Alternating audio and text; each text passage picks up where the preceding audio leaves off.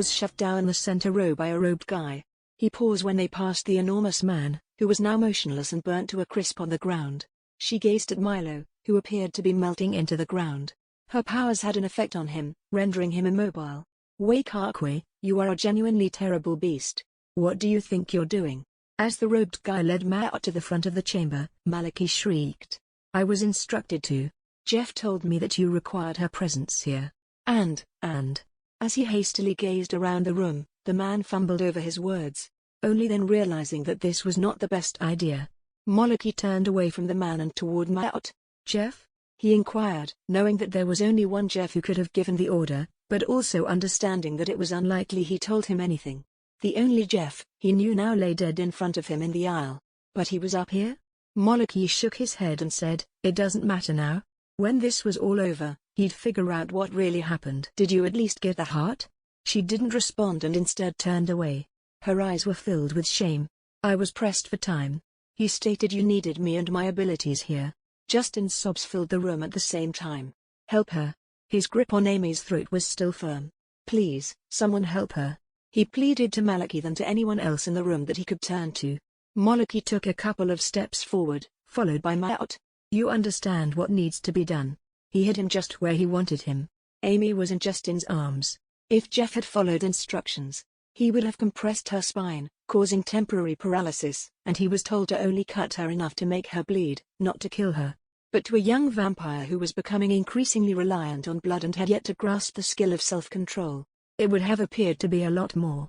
And with him so near, it was just a matter of time before he succumbed to that desire. Amy gazed up at him, her eyes begging. This could be a problem, Maliki reasoned. He hoped that the boy was too hysterical to understand what the female was saying. And it was clear Justin's grip on the girl was more to control himself than to save her. Then his hold loosened.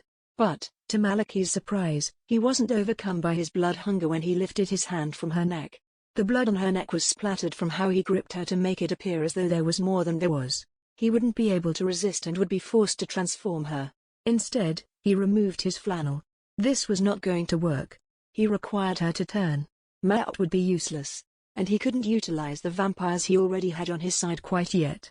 How could he maintain such self-control? He began by wiping the blood off her neck. Nothing was going to plan. He needed to come up with an idea quickly. But before he could think of anything else, Justin sank his fangs into her neck.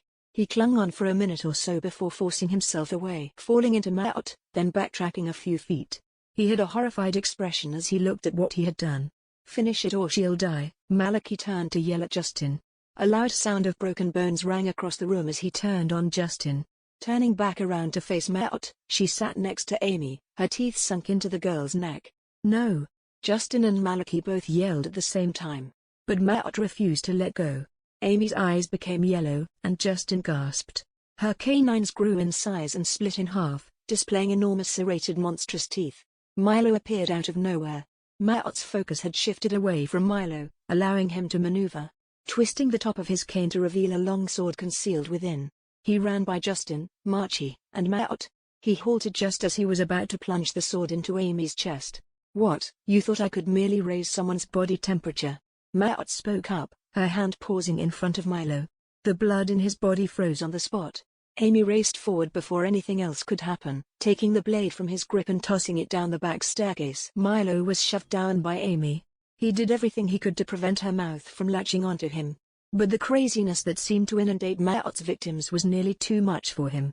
She came to a halt as if she had noticed something more clearly, tilting her head, looking up at Justin, who was transfixed with horror. It was almost as if she recognized him for a brief moment. Then she jumped away from Milo and ran after Justin. Milo was shoved down by Amy. He did everything he could to prevent her mouth from latching onto him. But the craziness that seemed to inundate Mao's victims was nearly too much for him. She came to a halt as if she had noticed something more clearly, tilting her head, looking up at Justin, who was transfixed with horror. It was almost as if she recognized him for a brief moment. Then she jumped away from Milo and ran after Justin. She came to a halt only inches away from him. Justin was relieved for a brief period. The idea that Amy was still in there must have crossed his mind. It was only then that the sword thrust into her chest became visible. Blood began to pour from the wound as Grendel drew the sword out. Then it began to crystallize gradually, moving through her veins, till she became a living statue.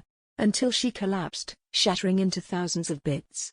Grendel's eyes were wide as he backed away from the shards of crimson crystal. The rest of the room was deafeningly quiet. There was nothing that could be done to save the night. Moloch stretched out and snatched Maot into his arms. The room was full of vampires who would go after him as the shock wore off. And as powerful as Maot was, he couldn't take the chance. Grendel groped behind him, reaching for something as he backed away from the shards strewn all over the place. His eyes remained wide as sparks began to travel up and down his arms. "Milo?" he yelled, reaching for something he couldn't find. The sparks died down after he discovered what he was looking for.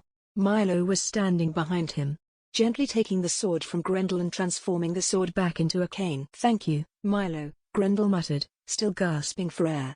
I had to, she would have." He stumbled over his words. His eyes were filled with floods of recollections. "I had no choice. She would have slaughtered everyone." He continued saying the same thing, to the point where he wasn't sure what he was saying anymore. "She looked precisely as Maot did when she murdered his family. And the blood that has crystallized." When he arrived at the warehouse, that was the last thing he saw, together with her head. He clutched Milo, thinking that it would be enough to keep him from losing it. Then, as if nothing had happened, everything became plain to him. It was almost as if he had become a spectator in his own life. Nothing had an immediate impact on him. Then there was a pulling sensation. It was as if his soul was departing his body. He initially enjoyed the sensation. That is until he recognized what was happening. He was able to mumble a few sentences to Milo before everything turned black. "What on earth is all of this?" Richard inquired as he walked from the rear of the church. He took care not to trip on the crystallized blood that was all over the floor. "If you were here, you would have known." "Where were you?" Milo answered. Considering the state of the room, it wasn't hard for Richard to have a rough sense of what took place. But none of this explained why Grendel appeared to be dead in Milo's arms. Before he could inquire, everyone in the room was startled by Justin's scream. As he turned on Milo and Grendel, he was filled with rage. Richard grabbed him by the scruff of his neck before he could take a few steps. With a swift motion, he plunged a syringe into Justin's neck. Justin paused for a moment to glare at Richard before collapsing to the ground. Richard gave him the briefest acknowledgement before returning his attention to Milo and Grendel. Milo, fixated on the syringe in Richard's hand as he tucked it back into his jacket pocket. "Should I ask?" "I think it's best if you don't," he responded by pointing at Grendel. "May I inquire about that?" "I'll explain later, it's a long story." Milo hoisted Grendel over his shoulder like a lifeless rag doll, looking between Grendel and Justin. "You deal with that one," he says, pointing to Justin. "And I'll handle this one."